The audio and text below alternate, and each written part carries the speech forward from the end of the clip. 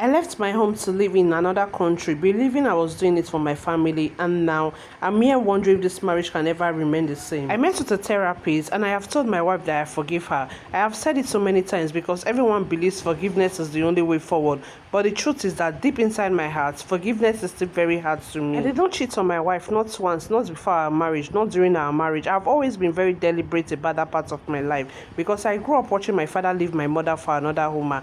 I saw what it did to her and I saw her broken. It made her be. So I promised myself years ago that I will never put any woman through so much pain. Years ago, I traveled abroad to look for greener pastures, and it was not for pleasure or adventure. It was for my wife and children.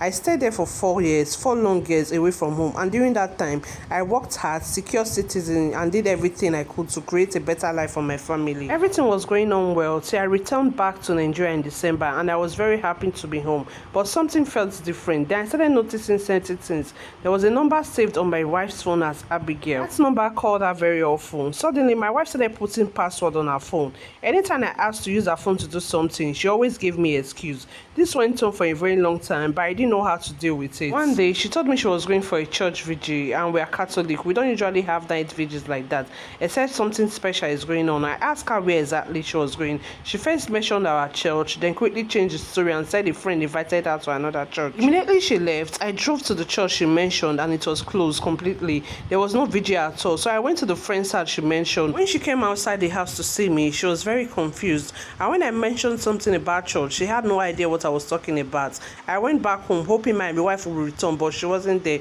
She came back about 6:30 the next morning, and when she got home, I asked her what really happened. At first, she was lying, one story after another, until the truth eventually came out. The man my wife was sleeping with was someone I trusted, a close friend, someone I personally asked to help me look out for my family while I was abroad, someone I trusted enough to say please check on them from time to time.